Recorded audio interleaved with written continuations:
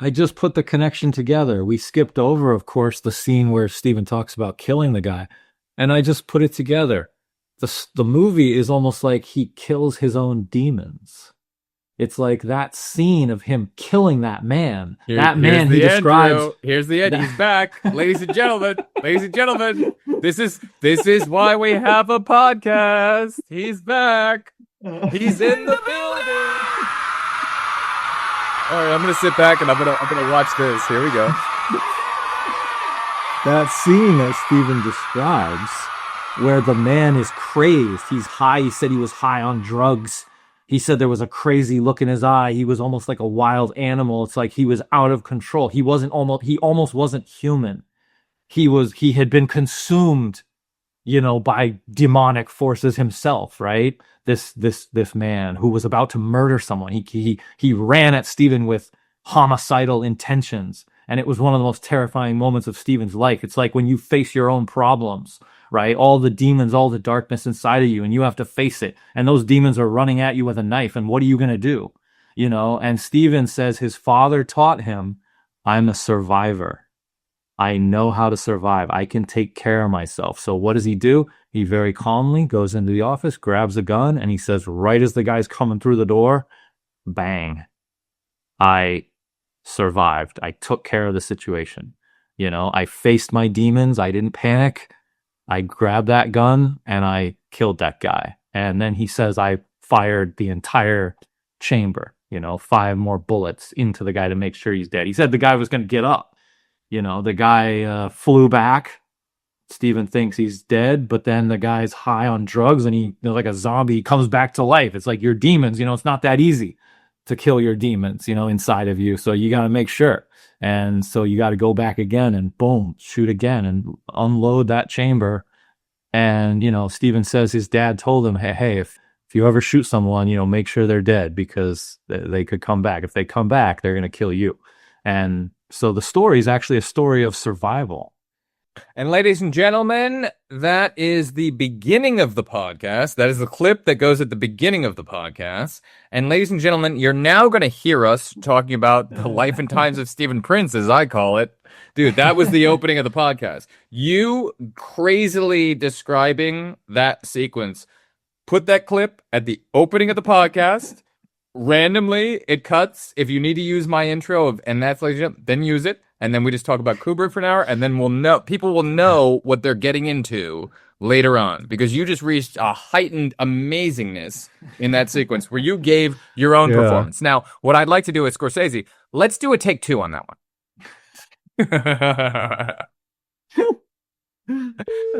Dude, that was great. That was great. They don't chase clout, they just chase the lore.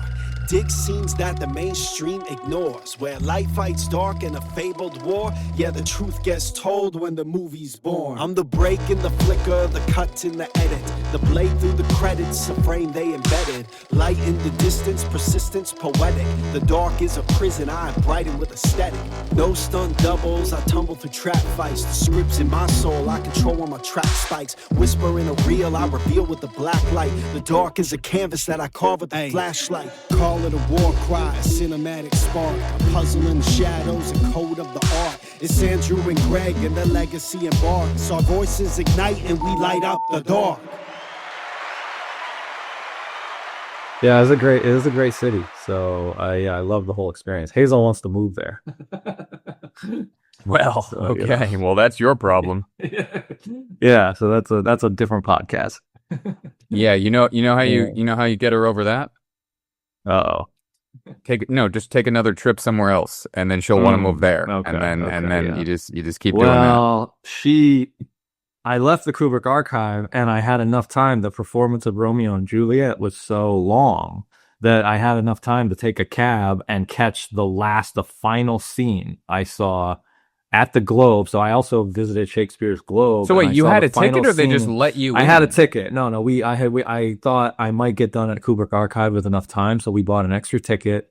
And and so I did. I went to go see that. So that was cool. So it was like right from the Kubrick Archive to the actual Shakespearean original theater. So it's like, okay, there's a lot to process. And I also love the movie Shakespeare in Love. So that was really cool to see that too. Notice will be posted. Yeah, yeah. Hazel loves the theater. So of course London and the theater are so synonymous, right? So that's, I think, for her with London specifically, the reason is because of the theater. So I don't know if it's going to change, but we'll see. I loved it there, but I also love the United States. So that's hard for me because this was a new experience. To me, it was like processing, okay, how do I feel about living in America? And that actually did, it gave me a new appreciation of America. This feeling of like, look, other places might have things that are really wonderful about them. You know, I'm sure so many countries have awesome things going on, but there's something about the feeling of home. And it gave me that appreciation of like, I come back and I feel like I'm something about this place. I'm meant to be here. And there's a feeling of familiarity and comfort. So, yeah, glad it gave me a new appreciation for, living in the United States. Well, that is a great poignant thing, especially for our listeners who are listening in order coming after Superman. If anyone's Yeah. listening to this in order, Yeah, that's a little bit of a throwback. Yeah, yeah. Yeah, and I was thinking about that too. Yeah, I thought that's funny that that just came up. And you know what else is funny? The timing of all the podcasts is so interesting because we did Superman, and then the very next movie coming up is called American Boy. And of course, Superman is an American boy. And right at that time, I'm going to London, and I don't know about the movie American Boy. I'd never heard of it. I didn't even know this was a documentary made by Martin Scorsese. And my reference, when you kept saying American Boy, do you know what popped into my head? It's that song. I think it's like mid 2000s by Estelle and Kanye West. It's like, you'll be my American boy. Oh, yes. There's a song called American Boy. And so I had that song stuck in my head because you kept, talking about the American Boy Martin Scorsese documentary. That's interesting. Okay. So one day with Hazel, I just started playing the song. And the funny thing is, that's a song about going to London. The opening line of the song is just touched down in London town. Wow. Okay. So every morning when we were in London, when we were getting dressed, about to go out for the day, I would play that song. And Hazel started saying to me, what's that song that you keep playing every morning? And I was like, oh, it's called American Boy. I thought of it because Greg kept saying American Boy. And she's like, I like that song. You should play it again the next morning. And so that became our theme song for the entire London trip. Oh, that's cool. I that found funny? that too. When you go on Yeah. a trip with like a significant other, you find like there is a theme for that thing and that song based around. So that's cool that you always kind of remember, the whenever that song plays, it'll bring you back to that. That's cool. Yeah. Yeah. And then I thought, I thought I would tell you that on the podcast because then I've never seen the movie and my only reference is that song. And so now, of course, I've finally watched the movie. I just watched it last night. This movie that you love, and I had no idea what it was. And I just went in cold and just pressed play. And so now I've seen it. So yeah, okay. So to get into that, yes, I really like the movie a lot, but I like it for the nostalgic reasons that like when and where I watched it, and I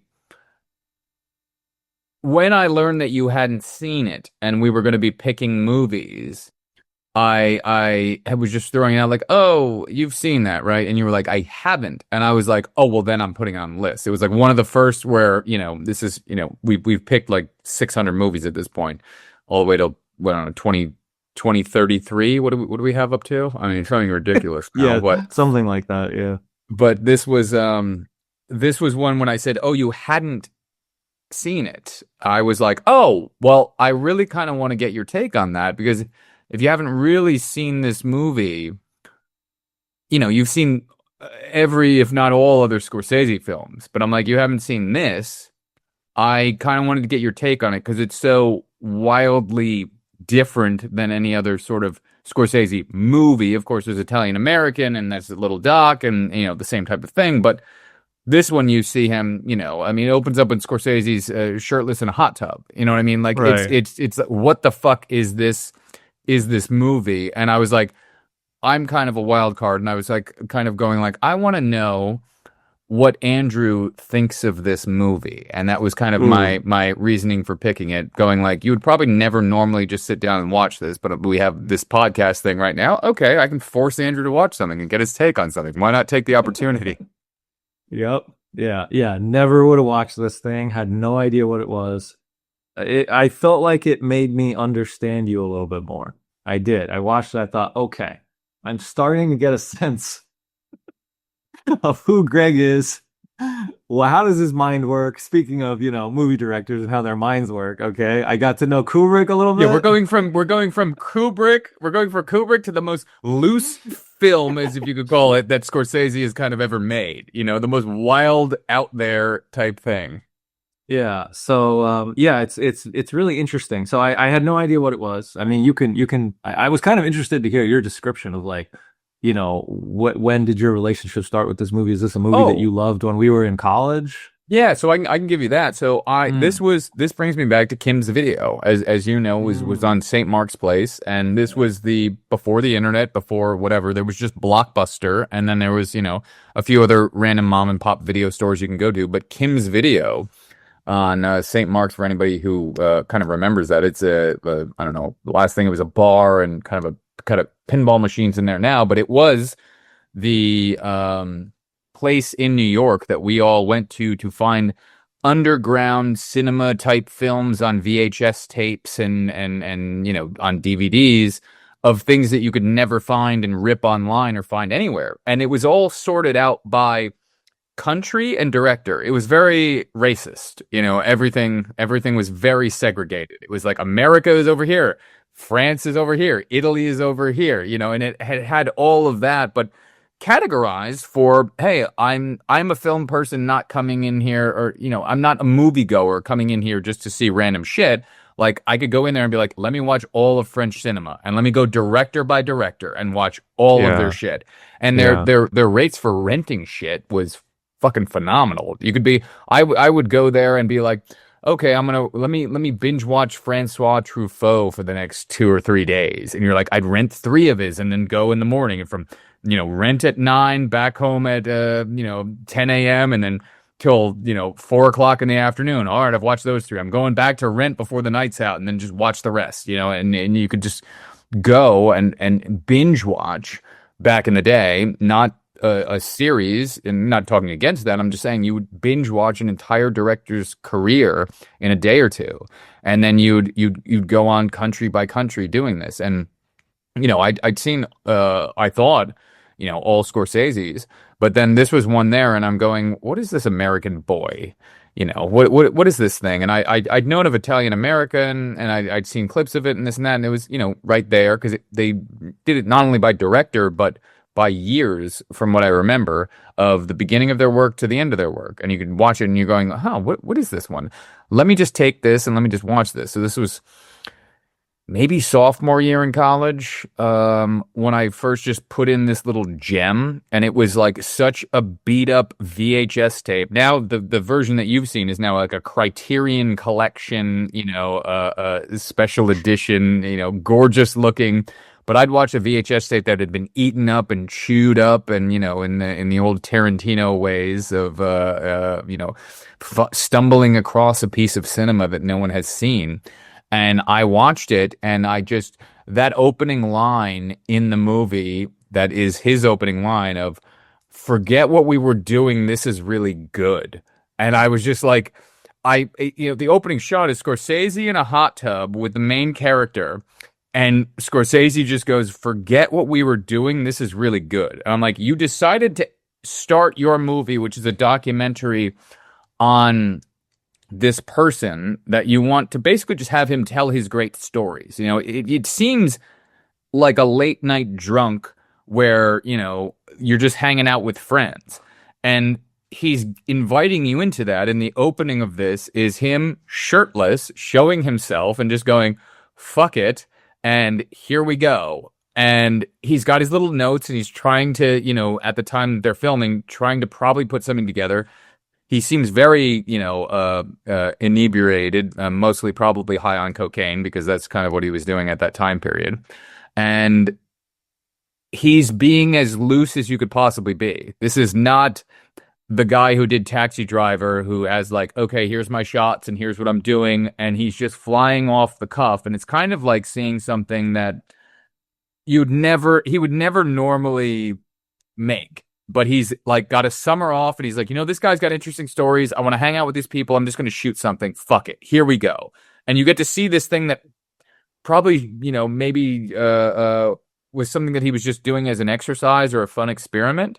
And then, okay, I'll show it at some film festivals and it'll be forgotten.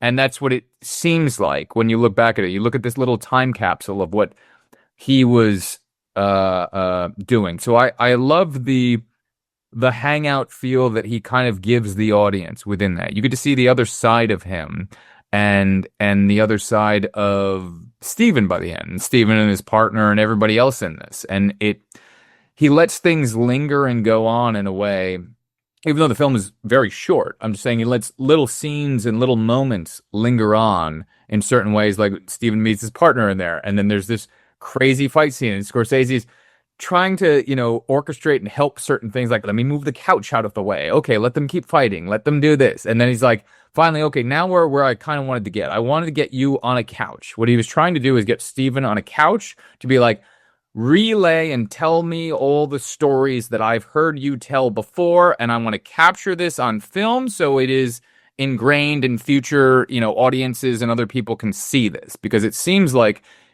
it's Scorsese just trying to document and get the performance out of Steven that he had heard prior. It's as if you get the feeling that he hung out with Steven told these great stories, Scorsese said, I need to capture this.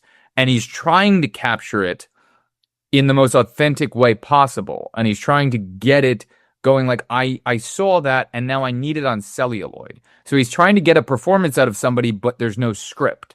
So he's going, how do I formulate an experience around here that makes him so comfortable enough to be able to deliver that performance that he gave, because he's the only one who knows the script. And I think there's something so interesting about watching this, because I watch it and I watch this guy tell these stories, and you just go, he's such a great storyteller. And that's why I feel that after the opening and after everything until the ending, Scorsese tries to get out of the fucking way. And he finally goes, I've got this guy, I've got him on a couch. You got a wide shot, you got a close up, and we're fucking telling this story. And there's no like cut away to animation and now we're going to do this. You're just with this guy who is riveting and tells amazing stories. And Scorsese just wanted to capture that, and I think he did it beautifully. Yeah, I started it by thinking, okay, what is this? Because I had no idea. I don't know who Stephen Prince is. You told me it's the life and times of Stephen Prince, and my first thought was, well, who's that? And so, I think about documentaries as, being about subjects that I know what they are, and it's some historical subject or something like that. And so I turned this thing on, very curious about, well, who is Stephen Prince? Why is he worthy of making a documentary about? And, what story am I going to be told here? And so I pressed play, and it turns out that he is a young Jewish guy from New York City, and he's gay, and he got in, he comes from a showbiz family, and he got into the music business, music scene, and became like a roadie and a stage manager. And he for Neil Diamond and he ended up being Neil Diamond's stage manager. Is that true? Yes. Yeah. And apparently got into the business very, very young. Road manager. Sorry, I'm just. It was he? Yeah. It's road that's manager. Yeah. Road manager. Just being very nitpicky, because I know somebody out there will go, Yes. yeah, fucking road manager.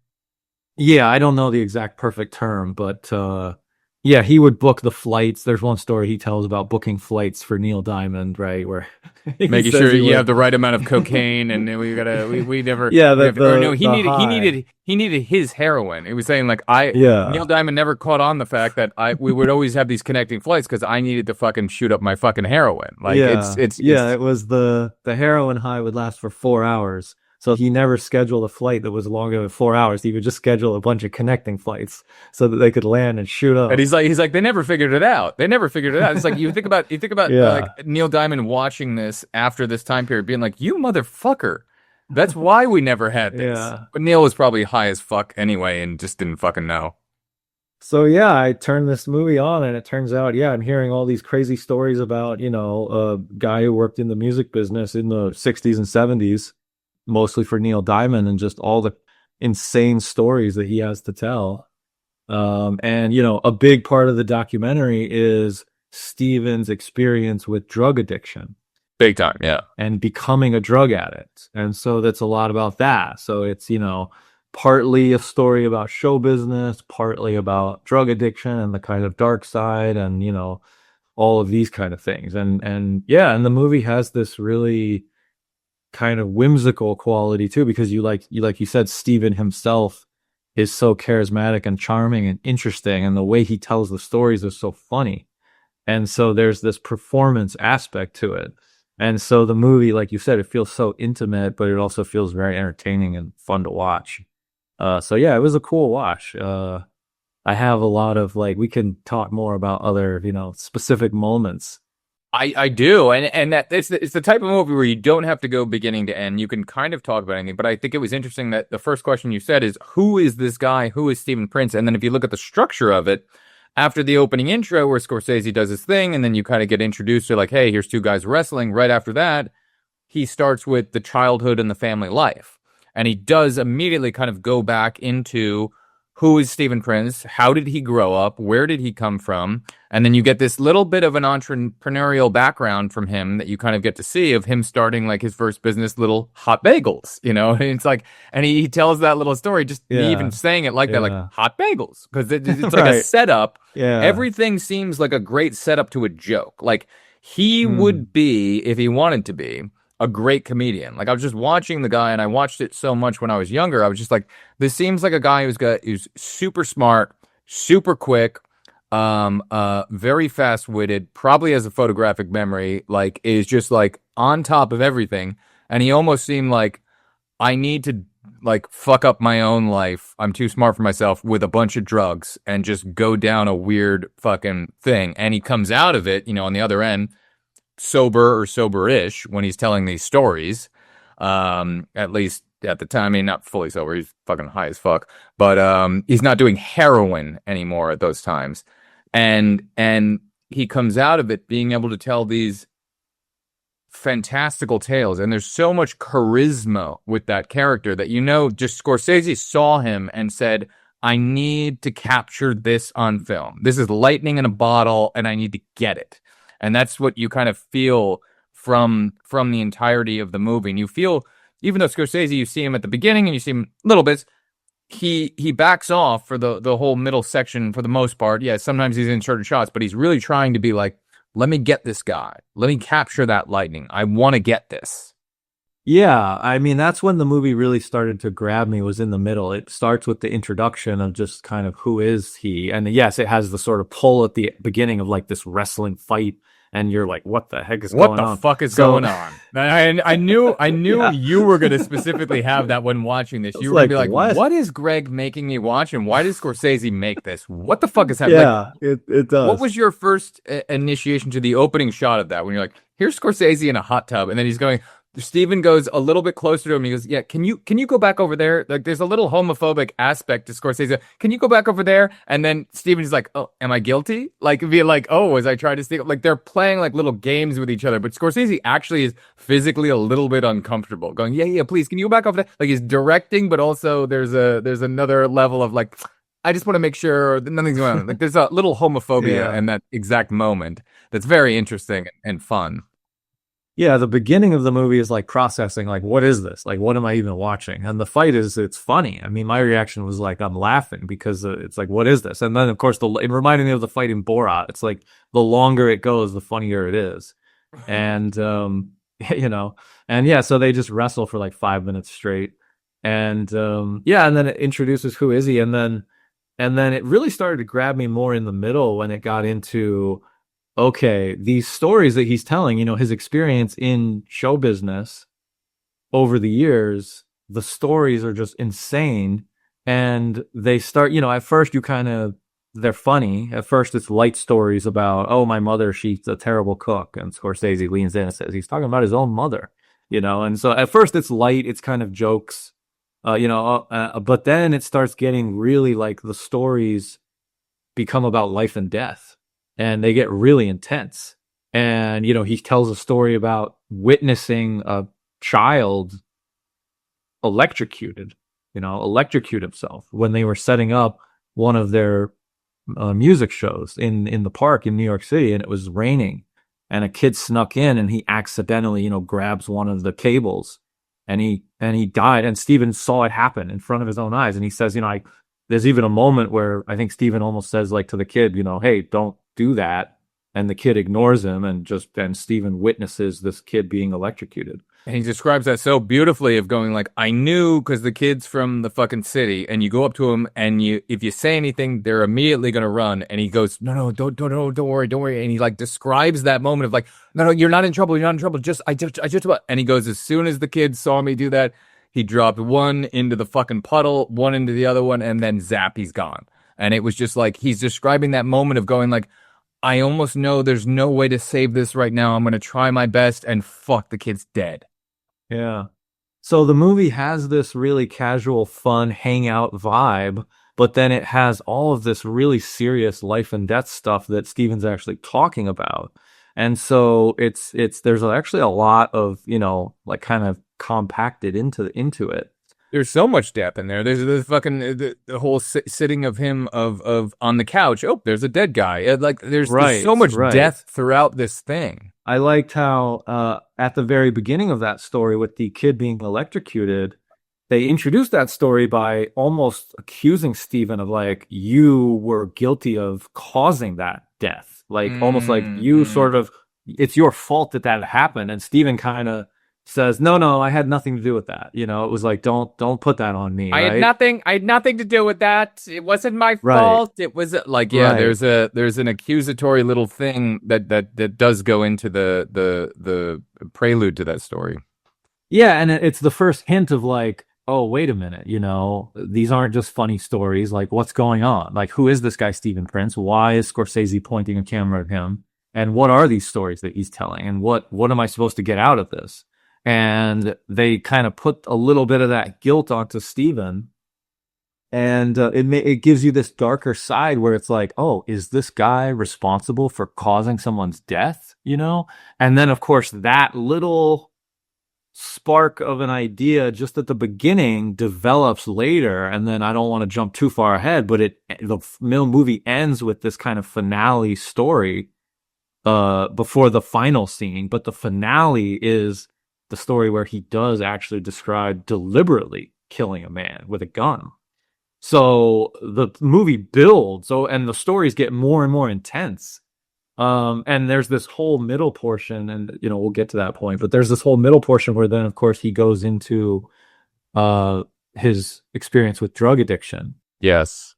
He says he got into heroin, and I like how he described it. He's like, weed, okay, cocaine, take it or leave it, but he goes, heroin, I always liked heroin. It was like he went down that road, and so I felt like that was really the heart of the movie. And then I started realizing, okay, I'm feeling very compelled by this, and funnily enough, I thought this podcast would actually have a more personal connection with us, because as I was watching the documentary, I thought, gee, I'm actually feeling like I'm personally connecting with this a lot more than I thought I would, because this is a story of a young man who grew up in New York, is in show business, and he's had all these kind of experiences. And in a weird way, I almost thought, we don't look identical, but we kind of look a little similar. He's kind of a skinny white guy. And, so I kind of saw myself a little bit in him. And so now he's going into, telling these stories about his struggles and, drug addiction and this kind of thing. And yeah, I felt myself being very compelled. And it's such a short documentary. I felt like, gosh, I could have seen even more of him. It's a whirlwind. Yeah. Because I'm sure there are more stories to tell, but it reminded me when he started talking about the drug addiction, It reminded me of John Mulaney's most recent stand-up special. Did you see Oh, that one? I love that. Yeah. Well, when you say Okay. most recent, I think you mean the one. Well, yes, it is the most recent stand up. I started watching his series that he has now doing live on HBO ever since that. But I know the one you mean, the one year and a half ago I or a think year it's ago came out. I think it's called Baby J, Yes. and Yes. Yeah. it's on Netflix, Yeah. and that's the one where the entire special is Is all all about his about drug. his drug Yeah, addiction. he Yeah. finally got all the drugs that he needed. He went out, he did everything, and then he walks into his fucking parents' house, and he's sitting there, and he's like, "It's my fucking intervention. What the fuck is going on? I just got all of my meds down perfect. I have my Klonopin here. I have this here. I have that here. Everything is in my pocket. Everything's gonna be great. Open the door. Why are there all these fucking people sitting in a fucking circle going, please sit down? Like, it's the worst for a drug addict. It's the worst moment that you can ever have that happen. He describes all of it beautifully, and he does it through comedy. It's a fantastic journey that he brings you on, and I thought that was so compelling and so good because he's doing it so innocently, bringing you into like the depths of hell. Yeah. Yeah, so and I felt the same thing with the documentary. It was like almost like a 1970s documentary version of like the John Mulaney stand-up special. They were very connected to me. When I saw that John Mulaney special, I thought, his comedy is like taken to another level. Oh, it's where elevated completely. there's now this kind of depth to it where, he's always been funny, But but now it was you're like, human. Now you're human. Now yeah, we see the sharing. flaws and we relate to you, and you've let us in, as opposed to surface level. Not saying anything he did before that wasn't deep, but he was kind of the first one like a year and a half ago to kind of do that. And now Andrew Schultz and other people have come out doing, here's my baby being born, and they've been putting a bit more of themselves out there in certain things. Sarah Silverman just did it recently. Like, I think comedians are kind of going that route. And I think he's the first, but I think he's maybe the first in this little wave that we're having now of the past 2 years of somebody to be like, hey, listen, yeah, you read about me in the tabloids. Here's a bunch of shit that happened, and now I've made art out of this, and you're gonna watch my performance. Yeah, and like the story you mentioned where Steven goes to the heroin den apartment in New York City, and there's a line of people waiting to buy heroin, and then there's a group of people, shooting up the heroin in the room, and Steven sits down on what he thinks is a couch, and it turns out to be a dead body. They go, oh, Yeah. Yeah, just insane stories like that. It made me think about New York and just how great I thought it was a very Greg movie in the sense you've shown me some of the movies you made in film school, and I thought, yeah, I was like, okay, I see the inspiration. It's this idea of this kind of, embrace the chaos and the roughness of it and the improvisation and this kind of thing, and just kind of capturing something. And for our listeners to know, I've never done heroin. That's not what he's referring to here. But yeah, really, I started to piece it together with like your style and everything, and yeah, the drug stories were crazy in the middle. I was just, sorry, I was just to say, yeah, it made me think about New York City and just how insane New York is, and it's like a huge part of it is the New Yorkness of this young kid who gets into drugs, and it's like being sucked into the New York black hole. Yeah, and you and I, we went to film school in New York, so I thought, that must be a connection for you as well. Of it's a very like New York experience. It is. It's 100% New York, Yeah. but it has the same gritty feel of like early Scorsese, Mean Streets, this and that, but it has none of like it's everything is stripped away, and it's bringing storytelling down to what it is, which is just, here's somebody telling a story. And Scorsese doesn't use any of his, I wouldn't, say tricks, but for lack of a better word, he doesn't use any filmmaking techniques within telling this guy's story. It's as raw and gritty and just fucking, here's 16 millimeter, it's handheld, okay, we're static, and now we're on a close-up for this guy, and he's going to fucking tell a story. And I liked that side of Scorsese. I liked him being able to explore that side of it. And he was doing these almost as like a small exercise that no one was really meant to see. Yes, of course, it's going to go on a short film circuit, but he did not think when he was making that 50 years later, people are going to be watching and then somebody's going to talk a podcast about this fucking film. Like, no way when he was making that. This was a flippant little summer thing. I'm going to get Steven to tell these stories, and then I might show this to, Spielberg or Coppola, next summer when I get with them. They've got to see this guy, and let me get him on film, and this will be fun, and it'll be an excuse to hang out and do something. You know what I mean? And there's no filmmaking in this that is Scorsese, like, in any way whatsoever. But this is another side of him that we get to see. It did have that little intro using, the 70s rock and roll. It had a little Scorsese flair to it. So the chapter breaks and that, if you want to go into it, sure. Yes, that had the Mean Streets 8mm aspect to it. Sure. I'll give you that. There's this layer.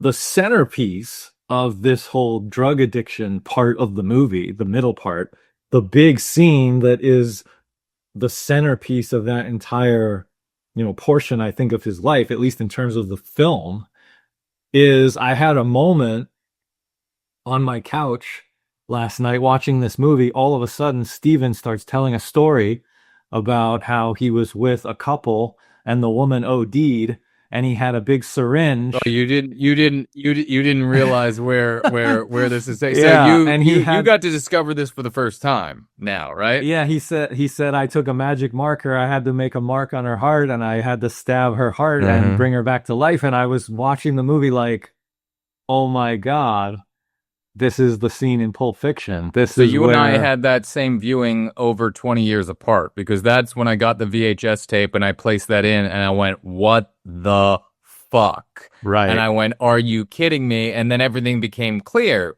Tarantino being inside of a movie store, of course he would be able to have this thing. Oh my God, this makes sense. And then when the internet came around and everyone started pointing out, hey, here's homages of this and that, and then they all pointed it out. But we both had that same moment together. It's interesting that you hadn't even at least associated or seen certain internet memes and things of talking about things. So you got to have the experience that I had in like 2002, putting the VHS tape in. You had that last night of going, what the fuck? In that moment, did you start going like a little bit like, I see why Greg is picking this? Or like, what was describe your feeling? That was the moment where all of a sudden it was like a tingle through my body, and I felt this little elevation, and I thought, oh my God, like, what am I watching? And it was like reverberating through history. Like, Tarantino must have seen this, written that scene, and this is where he got it from. And it was like exactly identical scene. Brings it down to a stabbing motion. He even says it just like that. He's like, I had to bring it down in a stabbing motion. And it's identical. It's like Eric Stoltz in that scene is like Stephen Prince. It's so good. And so, yeah, it just made me reflect on, gosh, I thought Tarantino, and just all the things he does and how he remixes. I think of Tarantino like a rap artist who samples. He creates remixes. He takes all of the things he loves in pop culture, in life, in the world, and he just remixes them, and he creates this new cool version.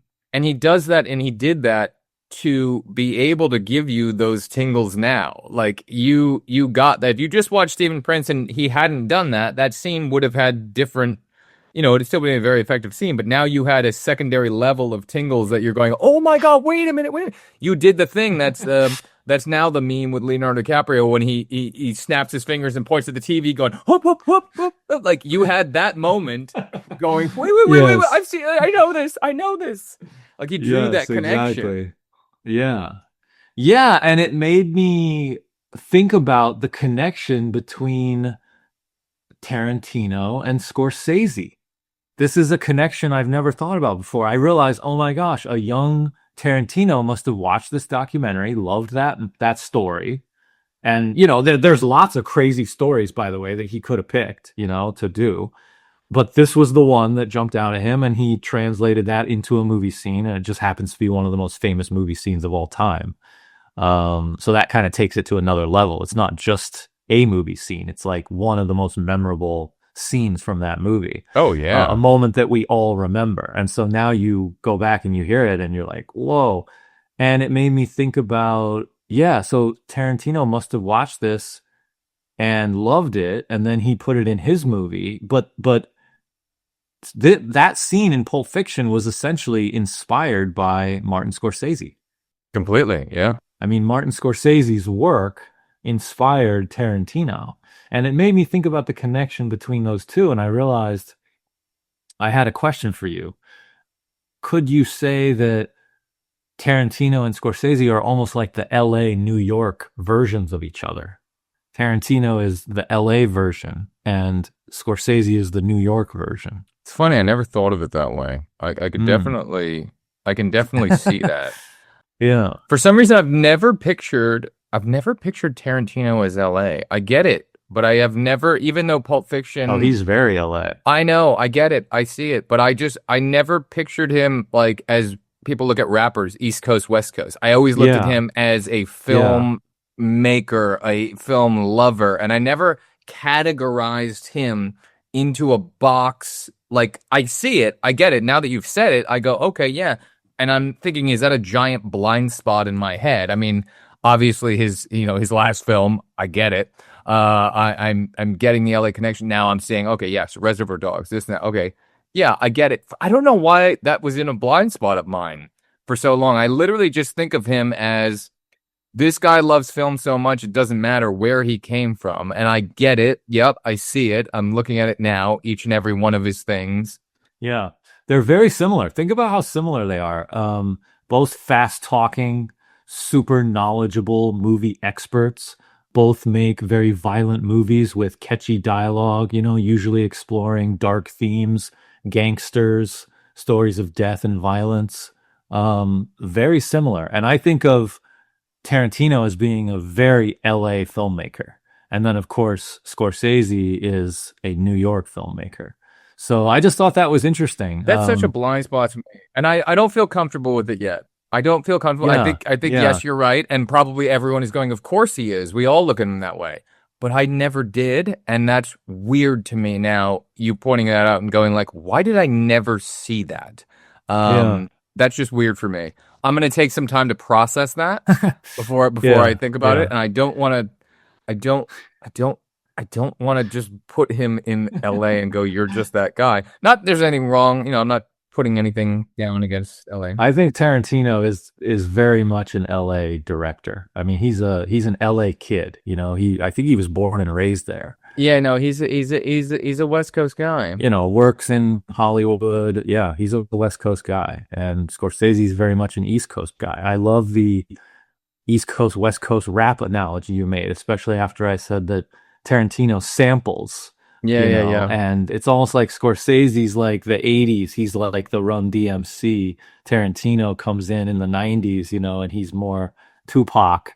And kind of takes that Scorsese. Yeah, we got the Biggie Tupac shit going on here. He kind of takes that, Scorsese style and does it. It's just another one of the references. I mean, I don't know if it really means anything to draw a connection between those two filmmakers, but it's funny. I just have never connected those two directors in my mind as saying, let's, choose to compare them and let's see if that leads anywhere. But then last night, I just realized their films are so similar. Oh, it's interesting. Yeah, I always looked at Tarantino that he was influenced by Scorsese. I always looked at that connection. I think that may be the connection that blinded me. I just went, oh, you're all filmmakers, irrespective of where you came from. You're all just filmmakers. But now I'm looking at that and I'm going, okay, this Jackie Brown. All right. Probably just another one of the, sources for Tarantino's inspiration. But yeah, I don't know. Anyway, I just thought that was interesting. Just like, oh, okay, hey, cool. No, yeah, it's so blindly in the face. I don't know why I never thought of it. I mean, I just, not that I'm going to filter every viewing through that as of now. I'm never going to do that. But I just, Weirdly, I never thought of him that way. I find that so weird that I never did in any way whatsoever because it's so blatant. Yeah, when I was younger and I never lived in LA, I would watch movies and I would just think this is just a movie. I don't really know where it's set. The setting didn't particularly jump out at me for any reason. But when I moved to LA, I lived there for a couple years. After that experience, I would then watch films and think, "Oh my God, this movie is so LA." And I realized what that LA style is. Mm. And when I would watch Tarantino movies, I thought that's what it is. He's just, I think of him as actually the quintessential LA filmmaker. You know, he's like, Death Proof, Kill Bill, same thing. You're still getting full LA. where's Death Proof set? Out in some bar in the desert, isn't it? Yeah, it's like you don't have a specific thing to it. And then also like he writes Dusk Till Dawn, and that's out in, he's acting in it, and that's out in a desert area as well. I'm not trying to poke holes in your thing. I'm trying to go, why did I never go, he is Mr. LA guy? Well, Death Proof is about a stuntman, who's in the movie business. Okay. Here we go. Reservoir Dogs set in LA. It's about I got it. bank I robbery gave you in Reservoir. LA. I gave you Reservoir. Pulp Fiction set in LA. Mm-hmm. Jackie Brown, is that also LA or is that Miami? I forget where that one's set. But as you go through, I mean, even Kill Bill is like, I don't know where Actually, she Jackie lived. Brown, I think she also lives in LA. Jackie Brown. I think that's that is weird. I think that might be Miami. Only for the reason I think that it might be Miami. Yeah, because Get Shorty is in Miami, and that has Michael Keaton and both of them playing the same role. But both tropical locations. But that was also his Elmore Leonard. That was his only, that I know of to this day, his only adaptation that he'd done, and maybe still to this day. But you can also draw giant connections between L.A. and Miami. You can draw exactly similar cities, both warm weather cities. Have palm trees, so you could easily translate the L.A. kind of style. And, okay, keep going. Yeah, keep I mean going. keep going. You were on a thread. You were on a narrative thread. Kill Bill, I'm pretty sure, also is L.A. The opening fight scene with Vivica Fox in the house, isn't that a house in L.A.? Yeah, okay. So she travels around the world later, but I think it starts in L.A. And then, of course, so many of his movies are about the movie business. You have Death Proof's about a stuntman. Once Upon a Time in Hollywood is set, in the movie business. Yeah, we're not even talking about that. You win that one immediately. Yeah, of course. So, and, Hateful Eight, it's a Western. Okay, Django Unchained, So, yeah, sure. Those aren't like LA movies. Well, he just did those just to throw me off the trail of understanding that he's an LA filmmaker. He did those specifically for me to throw me off that scent. That's basically what happened there. But you're talking about probably like 7 out of 9 of these are set in LA, the city. No, you're right.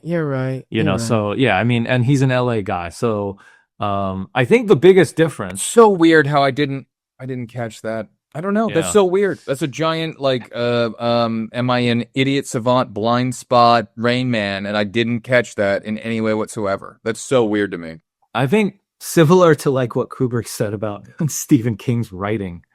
After living in LA, I realized it's like the perfect. What, dumb? What are you going to say? No. I realized. I realized LA. After living in LA, I realized it's the perfect city to film a movie because it's very kind of blank looking. It just looks like a city. It's a clean slate. Yeah, a little bit, right? It doesn't have like super distinguishing visual elements where you'd be like, I know I'm in this one particular city. Unless you're Blade Runner. No, I'm saying unless you put it in that LA, Los Angeles. That's the opening shot. Los Angeles, futuristic, everything. Yeah, is the futuristic fucking, LA. Yeah. I was trying to do a small quick throwaway. Sorry. Right. So the big difference, I think, though, that I thought of, because this was rattling around in my head earlier, I thought, gosh, I'd never drawn a connection between Scorsese and Tarantino. But the big difference that jumped into my head is that I associate Tarantino so much with being a writer. So he's a writer-director, whereas every single one of his films comes from him. It's his imagination. It's his story. And Scorsese is more of a director where he adapts books and he has a more wide variety of stories that he's, I think, interested in. it's a different style. It's a different approach. Yeah, and I think Tarantino draws that connection more than Scorsese does. Scorsese doesn't go around going, "I'm just a director. This is what I do. I'm not a writer." But I think Tarantino marches around going, "I'm a writer director. There is a big difference between me and everyone else." Like other people don't draw that distinction like he does, and I think he's doing it and was doing it. You know, you're proud of your work and you're doing great. I think that's awesome. But I don't know where I was going with that. Yeah, just the difference between being a writer and a writer-director. That jumped into my head. I've always loved that about Tarantino, the fact that he's such a distinct writer-director. He's like a great auteur director who also happens to be a writer, who's the author of everything, the entire story, every line of dialogue. I very much associate him with being like the creator of everything, whereas Scorsese's more of like the visual interpretation, more like a Kubrick, where Kubrick would adapt a book, and you picture Kubrick sitting writing, adapting the book himself. He worked with writers, but you also picture him at the typewriter, also doing his own little rewrite of it. I don't know about Scorsese. Isn't there a story about how Robert De Niro sent Scorsese the Raging Bull book and said, "You should adapt this and we should make this"? You either said that and then it formed a memory in my brain that made me go, "Oh yes, that did happen," or "Yes, I heard that in the past." The screenplay of Scorsese's Raging Bull is by Paul Schrader and Mardik Martin. There you go, Schrader. Okay, yeah, see, because yes, Schrader wrote so many in Scorsese's movies. Yeah. Yes.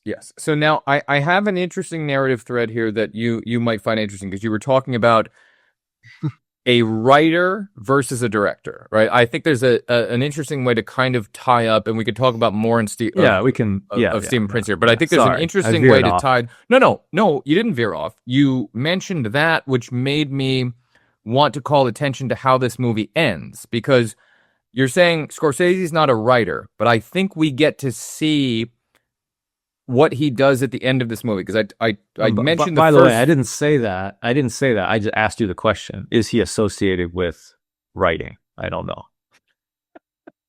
Sorry. Okay. Don't want to accuse Scorsese of not being a writer. Take the wind out of my sails. Take the wind out of my sails here. Here we go. So that's, by the way, that's my experience 90% of the time. With you. Oh shit. Oh man. Now I feel really bad. Now I'm messing with you. Go ahead. No. Yeah, shit. No. Yeah, you're right. Oh fuck. I was trying not to interrupt too much. That's my whole experience. Is like, what was I saying? No, I'm just Yeah, I know. I get it. I do get it though. I do get it. Well, you were gonna jump to the end, because before we get to the end of the last scene, because I wanted to ask you about the last scene, but before we do that, let's kind of get to, because he tells that story about killing a man with a gun. I feel like we got to talk about that. That comes but before what we talked about before. We were talking about the scenes in a different order. The electrocution we talked about, but prior to that is the gas station story. No, we can go into the gas station story. Let's do that. Yeah, I'll leave what I was going to try to say till later. I just thought it was interesting that, like I said, they kind of set up this idea that, is he kind of guilty of, being responsible for someone's death? And there's this dark cloud around this Stephen Prince guy.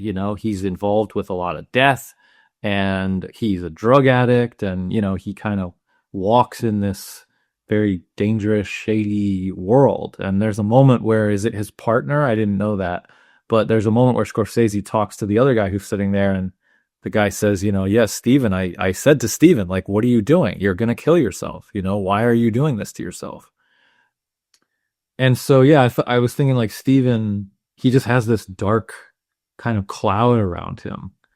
And sure enough, the finale of the movie is he launches into this story about how he worked at a gas station, and he happens upon essentially a robbery, and there's a guy with a knife who's trying to steal tires, I think is the idea, and the guy charges at him with a knife, and Steven happened to have a gun at in the gas station office, and he sure enough pulls out the gun and shoots the guy and kills him. And I mean, let me ask you a question. How many of these stories do you think are true? Like, is this all 100%, you think these are all 100% true stories?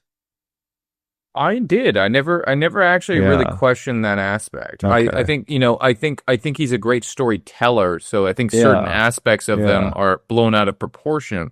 But I don't think that he made up any of them, and I don't have any proof for Okay. that. I've Yeah. just watched a bunch. And then the one other thing I do want to point out, I don't know that the other gentleman in it who he wrestles with is his partner. I've just Oh, okay. watched the film and I've used my two eyes and I was like, these seem like two gay men that wrestle around at the floor at the opening of this. And I was like, it's to me pretty obvious they seem like two gay gentlemen who are partners, especially the way they interact with Okay. each other. But I don't know that for a fact. I only know what's inside of the beginning and end of the film. So Actually, we can talk about like both scenes simultaneously because it kind of connected to the last scene of the movie as well, where Scorsese asks Steven to retell the same story essentially 3 times.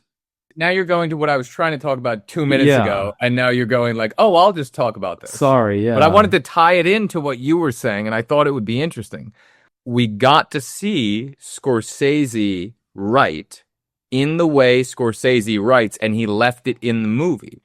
He made Steven give a second performance. Steven tells a story. And I thought this was the most interesting thing about the movie to me was the ending of the movie. When you see him tell it, and Scorsese goes, no, the first draft wasn't good. Do it again. Do it like the way that you did it when we were on the plane. And Steven is sitting there like, oh, my head is in my hand. Like, you've drained everything out of me. And he goes, no, tell me about the way that you asked this of your father. Tell me about the conversation of your father when he's fucking dying. And give me a take 2 on this. And he leaves his direction in. And this is like looking at the notes that Scorsese would have on the side of, or that Kubrick would have on the side of his fucking thing. He left it in there for the viewer to see. And it's the easiest thing in the world to cut out. And he left it in. And he did it obviously on purpose for the telling of this story. And he let us see that. And it goes back to the specificness of that opening line. Forget what we were doing. This is really good. And this is Right. Scorsese being as loose as you're going to fucking see him in this way. This is his fucking experimental little movie where he's just going, you know what, fuck it. And I'm going to inject myself into this. I'm in the movie, not as a director's cameo. I'm in it asking the questions. And by the ending scene, I'm showing you that I'm directing this movie. This is my writer's stamp. I'm writing this movie and I'm doing it right here. And I'm directing the actor. And you see, I didn't like his first performance and I'm giving you a second one. And that's how I'm ending my movie. And that's a very interesting thing. Yeah. Yeah, like how they say the final draft of the script is written in the editing room. Yeah, except here it was written. Well, yes, it was always at the final edit. Yeah. But he was in that moment. Do you think he was potentially thinking he was probably high on cocaine? But do you potentially think, hey, he was thinking, you know what, I might leave this in? Well, I wanted to ask you, what do you make of that ending? Because it did strike me. This is one of the most striking parts of the film, is I was wondering as I was watching it, I was wondering, how is this movie going to end? What's going to be that final moment? What's the note Scorsese's going to leave us on? And he creates this little moment of, he asks Steven to repeat the same story 3 times. He essentially does 3 takes, and he shows you that Steven is a little bit of an actor. This is a guy who has worked in show business. He understands how show business works. And he does take 2 and he does take 3 for Scorsese.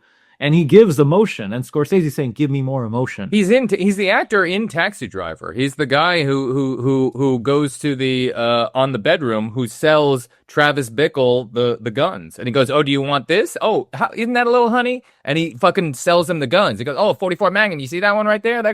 That's Stephen Prince. Okay, see, I felt like I had seen him before. Now you know. Now you know. I saw him in the documentary. I was like, something about this guy seems familiar, but I can't place it. But now I think that's what it is. His line that I always repeat, isn't that a little honey? when he picks up the fucking gun. Yeah, that scene is so memorable. The selling of the guns. Yeah, and the guy that and the way he talks. That's Stephen Prince. Okay, wow. This is cool that this is a moment we're getting right now. That this is your realization that that's Stephen Okay. Prince. So what jumped into my mind in that final moment is this idea of artifice, and that what were all the stories we've heard before. You don't know; those might have been take 5. You know, right? Oh, I don't think so. I don't think so. But my point is, what it does is Scorsese leaves you with this moment where he kind of makes you think about the fact that this is a documentary, you know, makes you think about the artifice of it. And in a way, the movie is almost about Scorsese making a documentary about Stephen Prince. It's actually a documentary about Scorsese, you know, doing this. And so I wanted to ask you, like, what do you think that ending had any kind of layer of meaning or anything to it? I think it does, and I think that is Scorsese showing the audience he doesn't know how to end this movie. And I don't think that he did anything prior to this. I think he got all these great fucking stories, and then he's sitting there going, fuck, I'm interviewing this guy. I've got no ending to this fucking movie. There's no good Stephen Prince ending. But he goes, remember that story you told me about your father on the airplane when we were sitting there talking about it? He goes, I want you to do that. And he did it, and Scorsese goes, fuck, that's not the ending of my movie. You didn't do it right. Fuck. I need a better thing that's going to transition the audience into the ending of the movie. And then he goes, okay, you're doing it again. And now you're doing it again. And he wanted to end us on some sort of note, not just like, hey, there's a fucking gorilla going around the fucking house, and then fucking ooh, and there's no, he took a tire iron, burned it out, boom, directed by Martin Scorsese. Like he's like, I need a poignant moment to end my film on. I need my Spielberg moment, and in that moment, it's Stephen Prince coming to the end of his father's life, and his father talking to him, and his father going, in the end, all his father's asking is, are you happy? And he's going, yeah, I'm happy. And that's the ending culmination of all of his stories, all of everything you've been through. In the end, are you still happy? And Scorsese is trying to leave the audience on some sort of a hopeful note with all the death and this and that we've gone through. And that's my experience. I don't look at it as Scorsese doing that was every other story being told. Scorsese did this to him and made him tell it 3 or 4 times and did this. Now, I think all of those stories are one takes. I think all of those stories, Scorsese let it go. But I think he was really frustrated with the fact of how the fuck am I going to end this? You know, it's the end of the night. It's probably fucking 4 a.m. The sun's almost going to come up, and he's sitting there with them. Camera mags running out, this and that. Crew's tired, whole thing. Everyone else seems like they've fucking passed out. And he's going, I need the ending of this thing because there is no ending. And that's why he harped on it.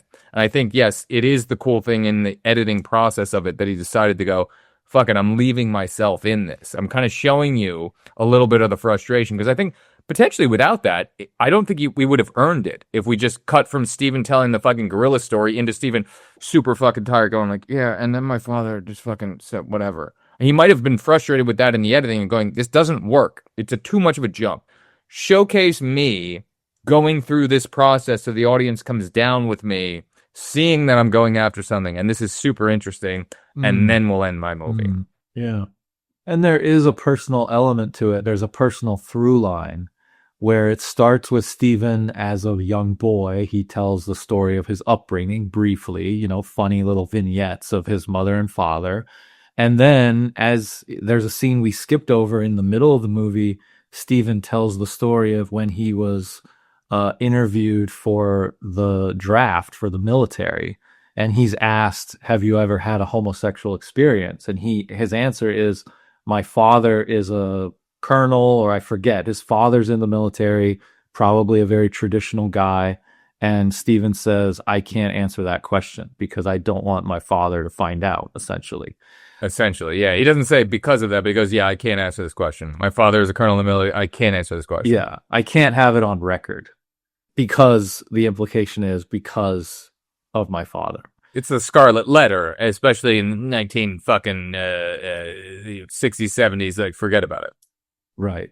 And so there's this personal through line through the movie of Stephen's relationship with his father and the approval, you know, and And then, of course, it, connecting to the drug addiction. And clearly this is somebody has at least felt lost and confused and sad and frustrated. And, we all feel that way at times. And so that led him to drugs. And so, yeah, I guess in a way, I see what you're saying, that ending moment, I was looking at it in this way of like the artifice of the filmmaking, but I think in a way it was kind of beautiful to draw that moment out, because I was struck by how the story was actually very simple. The story is just, I asked my mom, hey, how you doing? And she says, I'm good. And dad says he's doing fine. And, and by the way, the one element of that is dad has a heart disease. So there's this almost like this looming shadow of like dad's about to die. And this is going to be maybe the final conversation I have with him. There's a feeling of that. And so there is a feeling of finality and an ending to it. And so to linger, for Scorsese to let it be in the movie and linger on that moment, tell me the story again, now tell it again. And the story's so short and simple. And each time he tells it, you can feel there's a little more emotion there. And he starts to kind of open Steven up a little bit. And so, yeah, it does serve as this kind of full circle of, okay, maybe I can make peace with everything I've been through. And my father, maybe that was the approval. Maybe my father will never directly say whatever it is that I want him to say. Rarely does that happen in life where somebody tells you the exact words that you want, like in a movie script. But that was his moment. But his father did it by asking him. His father did it by going, "Are you happy?" And I think that is that to me has always struck with me as like the most poignant thing there, not just within the context of that scene. His father, by saying, "Are you happy?" was his father saying, "I accept you and I care about your feelings." And that was his way of saying it in the weird 1970s way. It was basically his way of saying, "I love you." And that was what was coming across in that. But I think it's so poignant in the fact of whatever could be going on in your life and whatever things and craziness could be happening, if you can take that perspective to step a little bit back and just go like, am I happy? Or even ask that of anyone else. Yeah. And they can go, you know what, overall I am. Then you go, that's all that matters. Like his father cut to the bone at the end of his life. And he wanted to know, is my son happy? Right. And he goes, yeah, I am. And he goes, that's all that fucking matters. He was bringing him back to square one of going, this is all that fucking matters. If you ask Steven, are you happy when he's sitting on the couch on the dead guy waiting for his fucking heroin? No, he's not happy. But we got to know at the end of the story that Steven was at a place where he was happy. And so I think that's what Scorsese was trying to struggle to get the ending of his movie to have that moment. And he got it as close as it was going to be. I just put the connection together. We skipped over, of course, the scene where Steven talks about killing the guy. And I just put it together. The movie is almost like he kills his own demons. It's like that scene of him killing that man. That man he describes. Here's the end. He's back, ladies and gentlemen. Ladies and gentlemen, this is why we have a podcast. He's back. He's in the building. All right, I'm gonna sit back and I'm gonna watch this. Here we go. That scene that Steven describes, where the man is crazed. He's high. He said he was high on drugs. He said there was a crazy look in his eye. He was almost like a wild animal. It's like he was out of control. He almost wasn't human. He had been consumed, by demonic forces himself, right? This man who was about to murder someone. He ran at Steven with homicidal intentions. And it was one of the most terrifying moments of Steven's life. It's like when you face your own problems, right? All the demons, all the darkness inside of you, and you have to face it. And those demons are running at you with a knife. And what are you going to do? And Steven says his father taught him, I'm a survivor. I know how to survive. I can take care of myself. So what does he do? He very calmly goes into the office, grabs a gun, and he says, right as the guy's coming through the door, bang, I survived. I took care of the situation. I faced my demons. I didn't panic. I grabbed that gun and I killed that guy. And then he says, I fired the entire chamber, 5 more bullets into the guy to make sure he's dead. He said the guy was going to get up.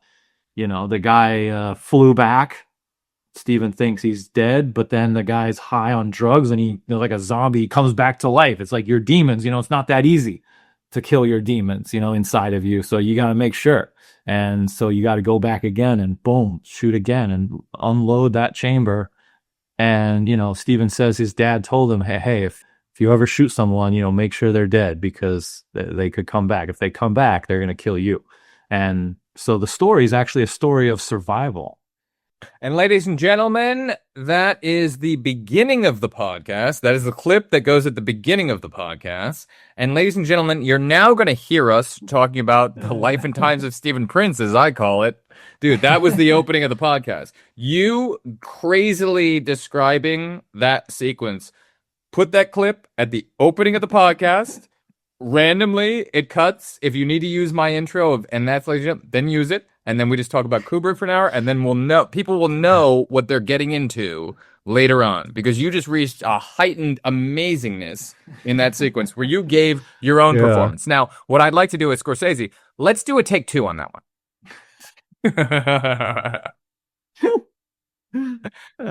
Dude, that was great. That was great. Yeah, and right, because then he, at the end, he says, you know what, I'm happy. It's like we felt the arc, we felt the structure, we felt like he's gone through something, and he's been through this crazy roller coaster of life, and he's come out the other side. And that final moment is, are you happy? And he can hopefully, honestly, I think I take him at face value that he kind of has a quiet moment and says, you know what, yeah, I am.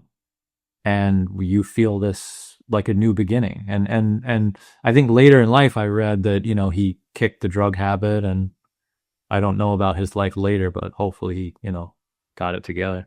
That was so good.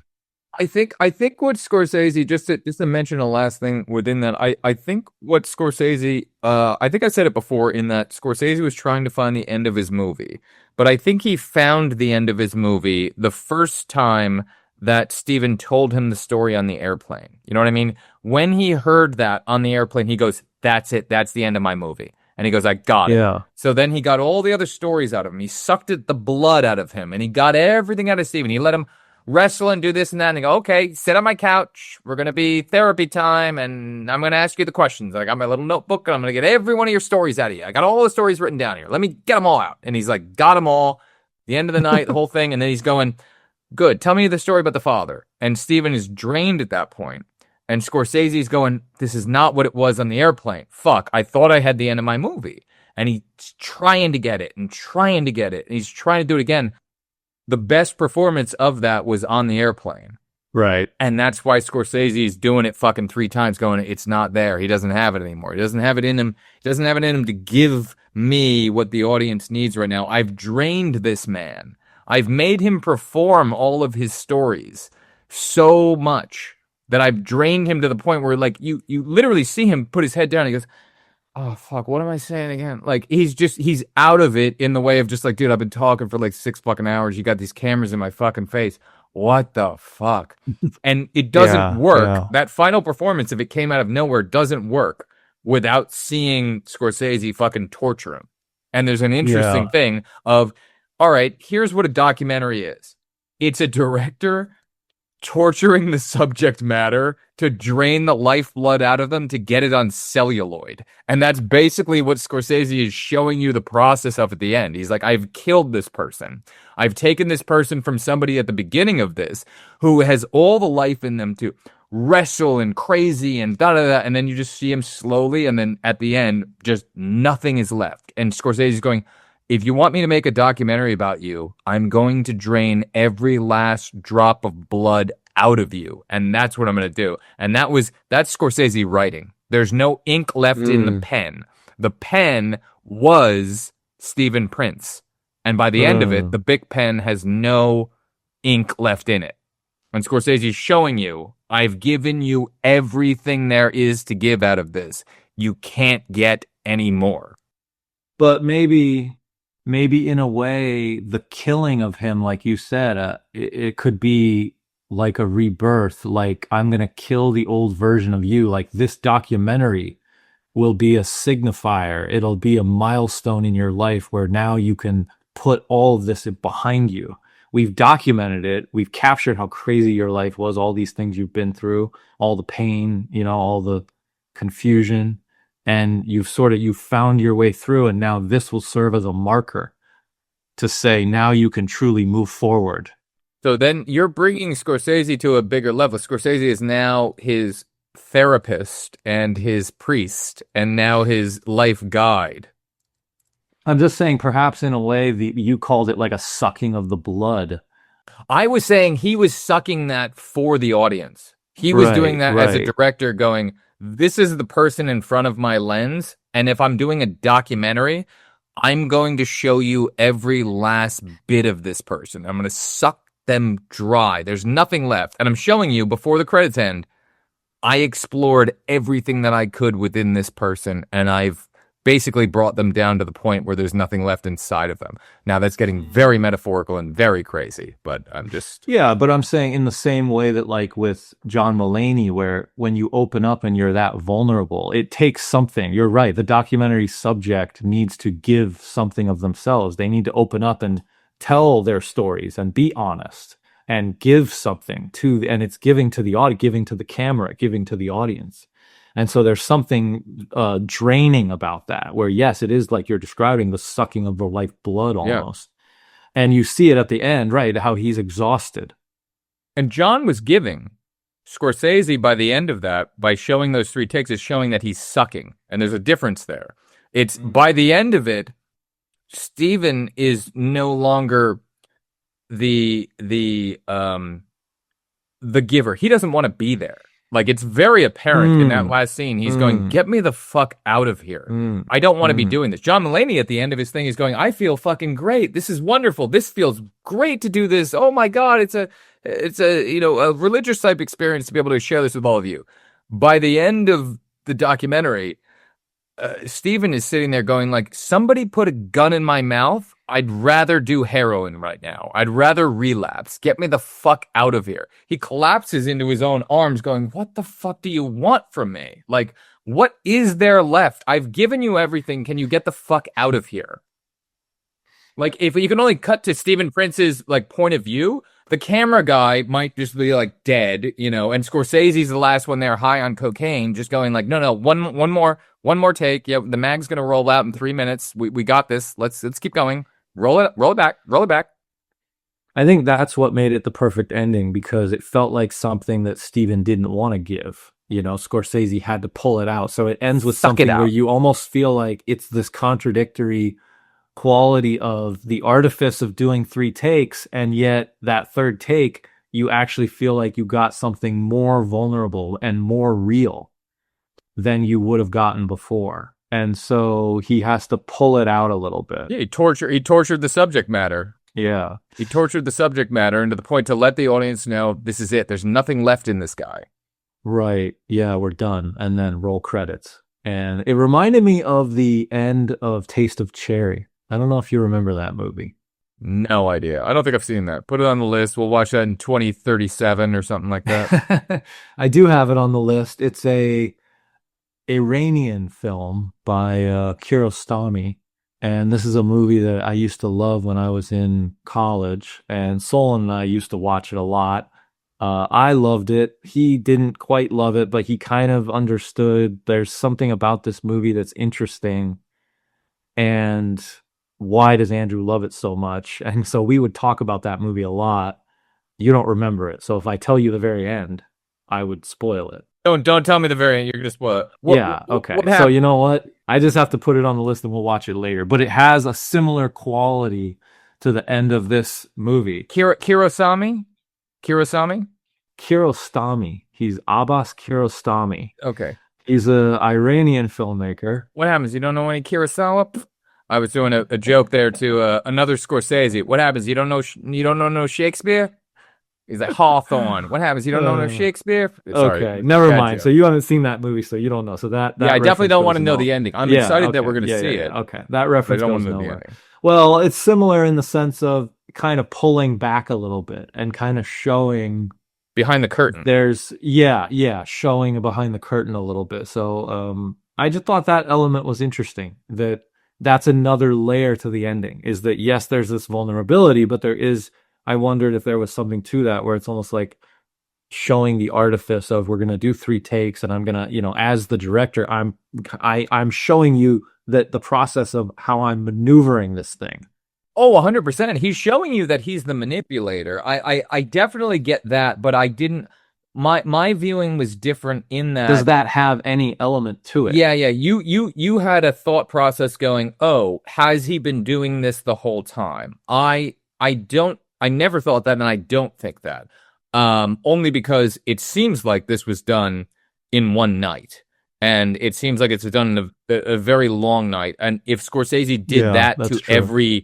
everything that Steven did, they would, number one, not have enough film, and they would have filmed many nights. So I think he let him go, and then this was like 4:30. He brings you on the entire doc, even though it's 55 minutes, is a drunken, long, cocaine-filled binge, and at the end of the movie, it's 4:30, and everyone's already dead, and it's all, no one has wanted to go home, but they've been up speaking for like 8 hours with each other. They decided they were all going to do pregame, and they were all going to go out that night, but they didn't, and they just sat doing stories and cocaine all night.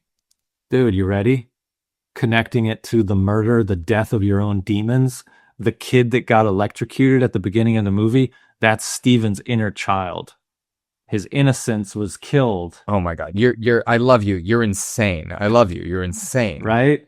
So that's the marker of like, his innocence is now gone, and he enters into this dark period of drug addiction into his adult life, and he has to then kill. So the dual moments of the death of the child and the murder of this crazed, lunatic connect with each other. And those are the moments that change Steven's life forever.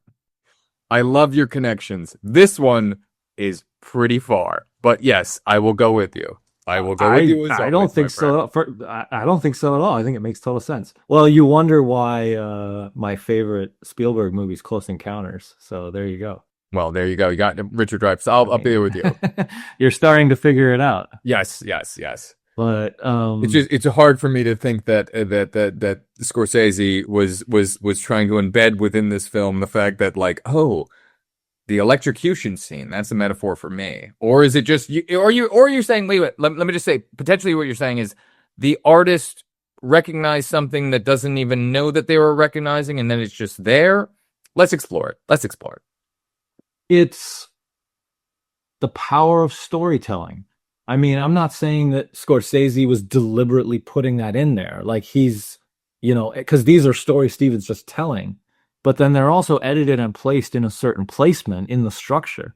So I'm saying whether Scorsese was conscious of it or not, there is a certain structure to life, And so as Steven is telling these stories, it feels like there's a natural progression where that story being told at that moment has some kind of meaning as a pillar of the 55 minutes that the story that's being told in this movie. What is that story that the audience is getting? And I think to have that story of the electrocution at about that kind of 1/3 moment at what would be in a, fiction film, a turning point where you're essentially entering into the second act, into the main conflict of the film. I'm recognizing that there is a kind of metaphorical turning point where Steven, his innocence is lost in a sense. He enters into drug addiction and he goes through this dark kind of middle chapter of his life only to come out the other end. And what are the two events on either side of that journey? An accidental death of a child and a deliberate murder of a crazed person who's out of control. And there is a satisfying arc as a viewer when you watch that on a subconscious level.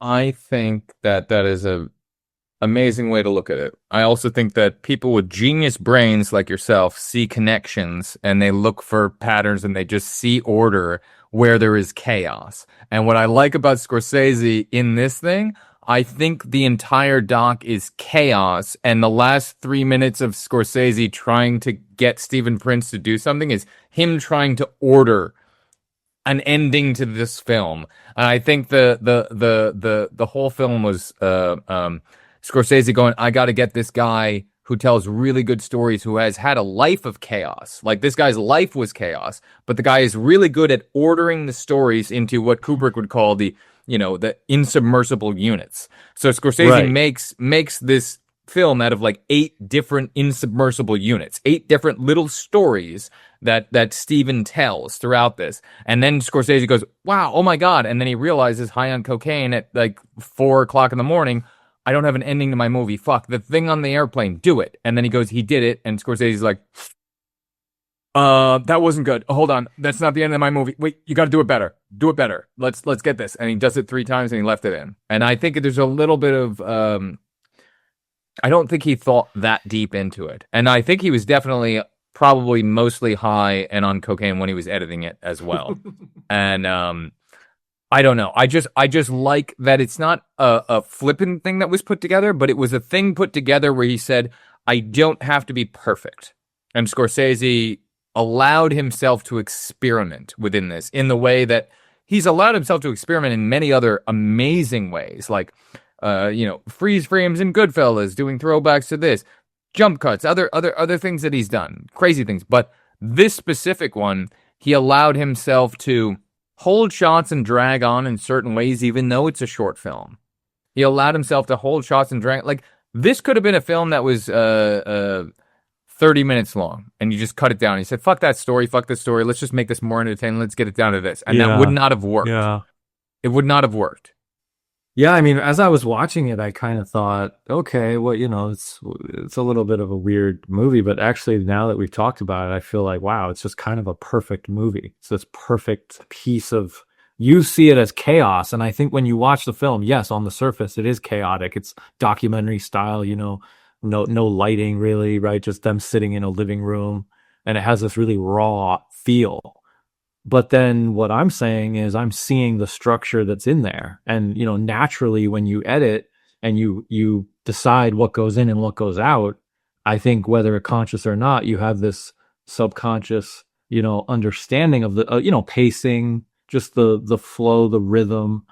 And there's a certain feeling of, cranking up the roller coaster and then going on a few, loops up and down.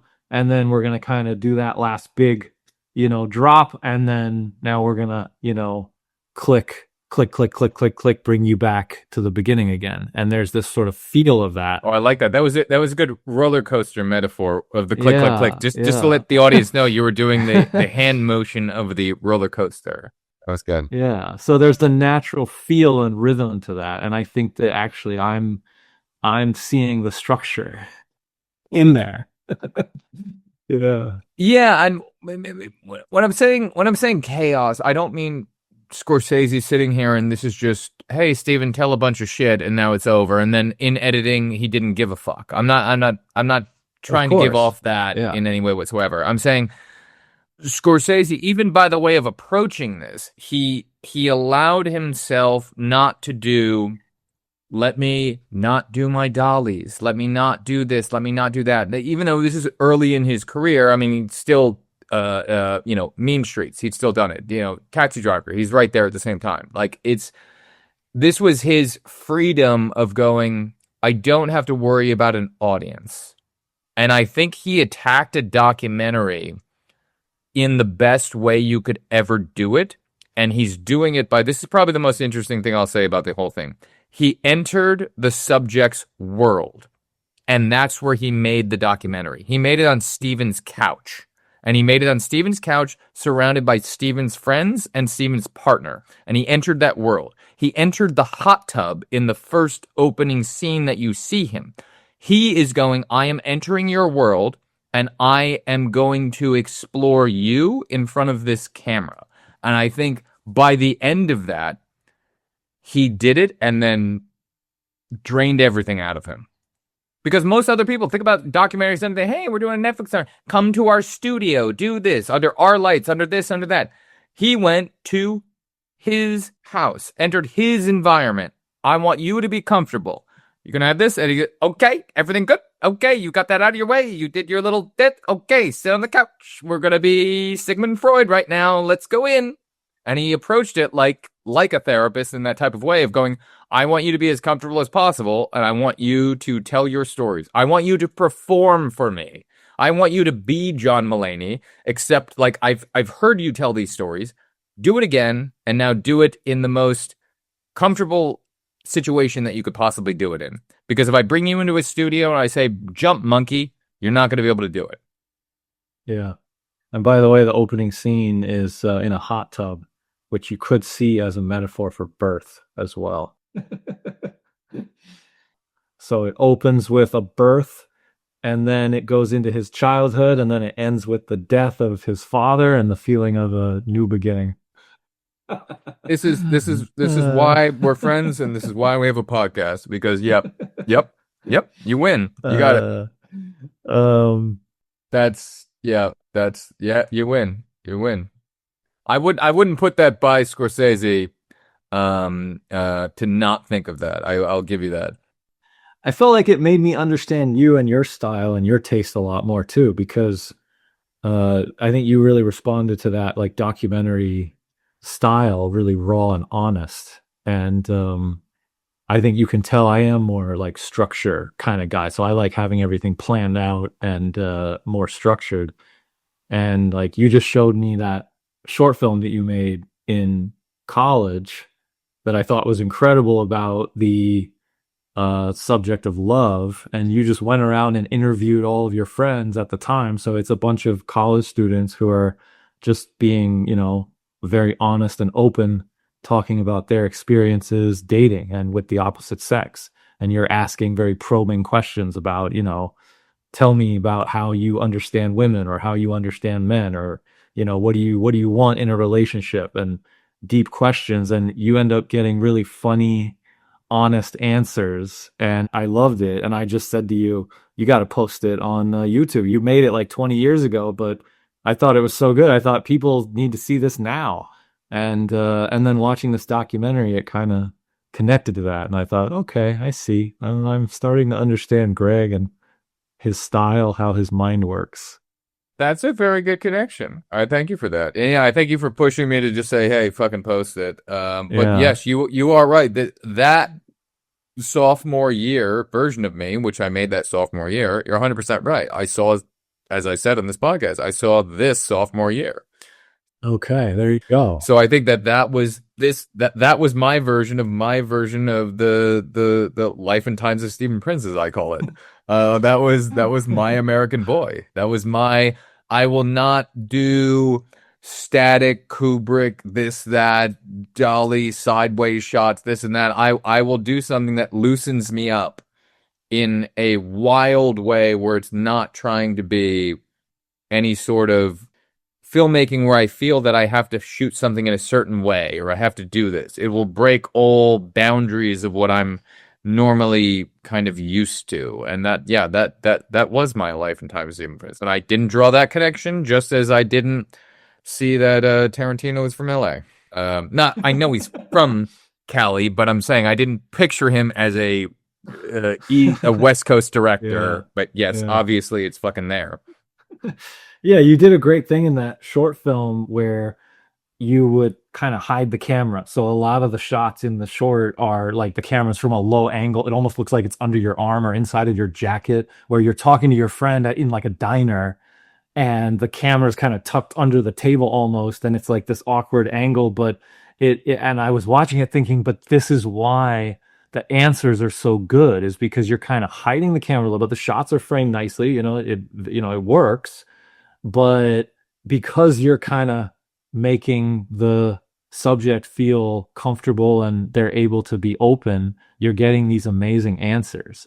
Yeah. And from them, just to say, from them, they always knew they were being recorded. It wasn't a hidden camera thing. They knew it was there. But what I was doing was I was talking to them, and then I was holding the camera to the side. And this, again, is prior to, everyone being used to being recorded on phones today or whatever. So there's this 8mm big, mini DV, whatever, chunky camera thing. And I'd talk to them at the beginning, a few questions, this and that, and then I'd kind of hold it to the side. And then we would have a conversation. And then I never looked at the camera to be like, is my framing good or is this? I just kind of had the, hey, it's going to be over here. But they're always looking off at me unless it's, Mike and Chris or whatever, where they obviously, like, I was behind the camera on those. But any of the intimate type of interview things, it was never sit down, we're going to have an interview, besides Christian. Everyone else was hey, it's handheld, we're going to talk for 20 minutes. I'm going to ask you questions. And I kind of had the questions fairly memorized, and I kind of asked all 20 to 30 to each and every person. So there was an intercut able to be happening there. But yeah, it was I did not want them to be thinking after like the fifth question, I did not want them to be thinking like, oh, I'm answering this for some other party. I wanted it to be, hey, we're kind of having a question. We're kind of having a Q&A here. And then the long-term guys, obviously Jason played it up to the camera. Like that was very like, there's certain people, because I was also asking certain questions to certain filmmaking people, and they also gave a performance, certain ones of them, like Jason, in the way that you picked up on Stephen Prince at times is giving a performance. Right. And what Scorsese was doing in that ending scene again was beating the performance out of him. There will be no performance in the final thing, even though I'm saying I want a performance out of you. I will get to the bottom and there will be nothing left in you. Yeah. Not drawing connections between me and Scorsese, but, Yeah, I would highly recommend that anybody listening go and check out Greg's short film, because he just posted it on YouTube, and I wanted to do a plug because I think it's amazing. People should watch it. And you guys will only be able to see that if you email us at what's our email again? Do we know our email again? lightupthedarkpodcast@gmail.com. There you go. And you have to tell them that which specific episode you listened to and what you would like to hear from us, because we check in on that Gmail daily. We look at it every day, hitting refresh, and we look at the hundreds of submissions that come into that email. I want to give a plug. Who got this far in this podcast? And if you email us, we'll send it to you. But if you just say the name, you'll never know. Yeah. I want to track the data. This is a special one because for people who listen and get this far to the very end of the entire American Boy episode, a movie that I'd never heard of it. I've heard of thousands of movies, never heard of this movie. So I can't imagine for people, making it all the way. But if they make it all the way to this point, the people who've come here for American Boy, only the zero of you who've come to American Boy, we thank you for getting through all of the Kubrick shit beforehand, which is what 99.9% of people care about. But we thank you, American Boy fans, for really getting here to the end. And now, it's funny, because this is like the third of our 6 podcasts where we have like a kind of a secret Easter egg at the end of it. We should almost kind of keep that theme going for the rest of these. Like, if somebody makes it to the end, they get a little something. For sure. I'm excited. I'm excited to get emails. I'm looking forward to when I'm like 84 years old and we get our first email. I'm looking forward to that time period. It'll you always be make jokes like this, but I'm hoping it happens sooner. Yeah. But if it doesn't, hey, guess what? I'm happy. I'm still happy. I'm still happy. Oh, yes. But are you happy, Greg, though?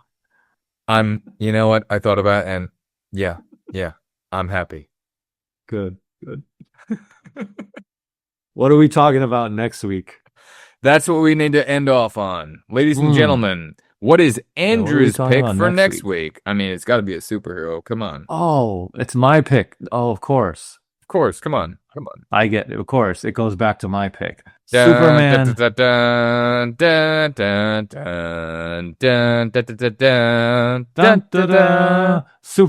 2. The Richard Donner cut. Specifically, the Richard Donner cut of Superman 2. Specifically. So we talked about Superman, the movie, the original, last week. Next week, we're going to finish the story. Chapter 2. The end of the Richard Donner, Christopher Reeve saga of Superman. I'm so excited to talk about that one. I am too, but I need to know going in, obviously, if we're just talking about the Richard Donner cut, that's one thing, but we're going to have to talk about the differences, at least to a degree, of Donner versus Lester, or are we're pretending Lester didn't exist and we're just talking about Donner? You set it up. It's your stage. I just wanted to make sure that you watch the Richard Donner cut, because to me, that's the cut that is the actual finishing of the story that they were trying to tell. Of course, we can reference the original Superman 2 directed by Richard Lester. Sure. Yes. But you want to have the tone of next week's episode is going to be the Donner cut. Yes. Got it. It's going to be what is the story that they were telling. Okay. Yeah. And that's going to be great. And then do you want to be the Donner cut the way it was, or aspects of what would the Donner cut have been if he originally did it? Like, or you're open to interpretation of all of that? Because obviously it's interesting to, like, it's going to be an interesting conversation. There's a lot to explore there of what would it have been if Donner did it from the beginning versus going, okay, how do I do my cut, a decade and a half later and kind of do this, like, but it is called the Donner cut. So it is about what he was able to create out of that years later in the way that of the material that was there. Yes. So there's a specificness to that. Yep. And I have something to say on that, and you'll have to hear it next week. We'll save that for next week. Stay tuned for next week, ladies and gentlemen. Same bat time, same bat channel. I'm the break in the flicker, the cut in the edit, the blade through the credits, a frame they embedded. Light in the distance, persistence poetic. The dark is a prison, I brighten with aesthetic.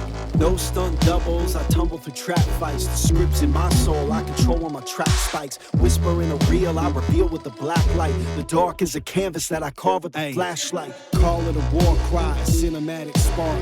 Puzzle in the shadows, a code of the art. It's Andrew and Greg and the legacy embarks. Our voices ignite and we light up the dark.